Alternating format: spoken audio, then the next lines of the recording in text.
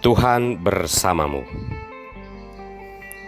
Inilah Injil suci Yesus Kristus menurut Markus, bab 14 ayat 12 sampai dengan ayat 16, dilanjutkan dengan ayat 22 sampai dengan ayat 26. Inilah tubuhku, inilah darahku. Pada hari pertama dari hari raya roti tak beragi, pada waktu orang menyembelih domba Paskah, murid-murid berkata kepada Yesus, "Ke tempat mana engkau kehendaki kami pergi untuk mempersiapkan perjamuan Paskah bagimu?" Lalu Yesus menyuruh 2 orang muridnya dengan pesan, "Pergilah ke kota. Di sana kamu akan bertemu dengan seorang yang membawa kendi berisi air. Ikutilah dia dan katakanlah kepada pemilik rumah yang dimasukinya, 'Guru berpesan, di manakah ruangan yang disediakan bagiku untuk makan Paskah bersama dengan murid-muridku?' Lalu orang itu akan menunjukkan kepadamu sebuah ruangan yang besar, yang sudah lengkap dan tersedia. Disitulah kamu harus mempersiapkan perjamuan Paskah untuk kita." Maka berangkatlah kedua murid itu. Setibanya di kota, mereka dapati semua seperti yang dikatakan Yesus kepada mereka. Lalu mereka mempersiapkan Paskah. Ketika Yesus dan murid-muridnya sedang makan, Yesus mengambil roti, mengucap berkat, membagi-bagi roti itu, lalu memberikannya kepada para murid, seraya berkata, "Ambillah, inilah tubuhku." Sesudah itu ia mengambil cawan, mengucap syukur, lalu memberikannya kepada para murid, dan mereka semua minum dari cawan itu. Dan Yesus berkata kepada mereka, "Inilah darahku, darah perjanjian yang ditumpahkan bagi banyak orang. Aku berkata kepadamu, sesungguhnya aku tidak lagi akan minum hasil pokok anggur sampai pada hari aku meminumnya yang baru, yaitu dalam kerajaan Allah." Sesudah menyanyikan lagu pujian, pergilah mereka ke Bukit Zaitun. Demikianlah Injil Tuhan.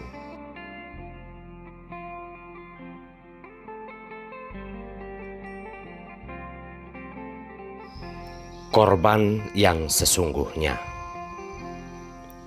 Inilah sampan bersama saya, Pater Domikevi SVD. Bapak, Ibu, saudara-saudariku yang terkasih, dimanapun Anda berada saat ini, sampan kembali menyapa Anda. Setiap budaya dan adat istiadat mengenal apa yang disebut korban atau persembahan. Korban itu bisa berupa makanan dan minuman, bisa juga berupa uang, hewan, atau binatang sembelihan. Tujuannya pun bermacam-macam. Untuk rekonsiliasi dengan leluhur, dengan sesama manusia, silih atas kesalahan bertindak terhadap alam dan terhadap sesama, juga untuk permohonan-permohonan tertentu yang lain. Ketika korban atau persembahan itu dilakukan, selalu ada harapan sesuatu yang baik muncul sesuai dengan intensi atas korban tersebut. Di dalam iman Katolik, kita juga mengenal apa yang disebut korban persembahan. Di dalam Ekaristi, kita merayakan persembahan tersebut, di mana Yesus sendiri mengorbankan atau memberikan tubuh dan darahnya sendiri untuk kehidupan kita. Bapak, Ibu, saudara-saudariku yang terkasih, Kitab Keluaran menggambarkan dengan jelas kepada kita bahwa Ekaristi itu telah dimulai dalam sejarah kehidupan Israel, di mana Allah mau mengikat perjanjian dengan bangsa Israel. Allah melalui Musa memberikan hukum-hukum yang harus ditaati agar Israel selamat, dan hal itu dirayakan dengan mendirikan sebuah mezbah, dan di atas mezbah itu dikorbankan darah anak domba sebagai tanda perjanjian tersebut. Jika bangsa Israel melihat mezbah itu, mereka selalu teringat akan perjanjian tersebut yang harus ditaati sehingga mereka diselamatkan. Yesus mengangkat korban perjanjian lama itu ke dalam korban perjanjian baru. Ia menunjukkan kepada kita semua bahwa korban yang sesungguhnya adalah tubuh dan darahnya yang diberikan atau dikorbankan untuk hidup dunia.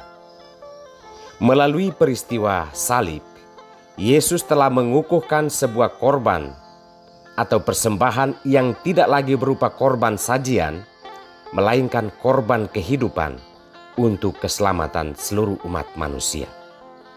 Pada perjamuan malam terakhir, Yesus telah menegaskan bahwa korban seperti inilah korban yang sesungguhnya, bahwa untuk membawa kehidupan, perdamaian, dan keadilan, darah binatang dan korban-korban sajian itu tidak lagi relevan. Persembahan yang sesungguhnya adalah suatu tindakan pemberian diri yang tulus untuk kehidupan orang lain. Di sini Yesus membutuhkan pengorbanan yang sesungguhnya, yaitu pemberian hidup demi kehidupan dan keselamatan sesama. Ia meminta para murid juga, kita semua, untuk terus mengenang dan merayakan korban itu dalam kehidupan kita setiap hari. Ekaristi selalu mengingatkan kita bahwa tindakan memberikan diri demi kehidupan sesama adalah korban yang benar dan korban yang sesungguhnya.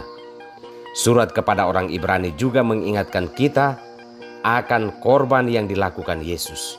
Korban itu disebut sebagai korban yang tidak bercacat, yang menyucikan diri kita dari perbuatan-perbuatan yang sia-sia. Saudara-saudariku yang terkasih, Ekaristi adalah perayaan iman kita yang diwariskan oleh Yesus agar kita merayakannya dalam hidup. Kita diingatkan untuk sebuah pengorbanan yang sesungguhnya, yaitu suatu tindakan pemberian diri. Sebagaimana Yesus telah menyerahkan dirinya untuk kehidupan dan keselamatan kita, maka kita yang merayakan Ekaristi harus menyadari bahwa korban yang sesungguhnya untuk kehidupan adalah tindakan memberikan diri untuk kebaikan dan keselamatan, bukan hanya sebatas ritus-ritus yang kita rayakan. Tuhan memberkati kita semua.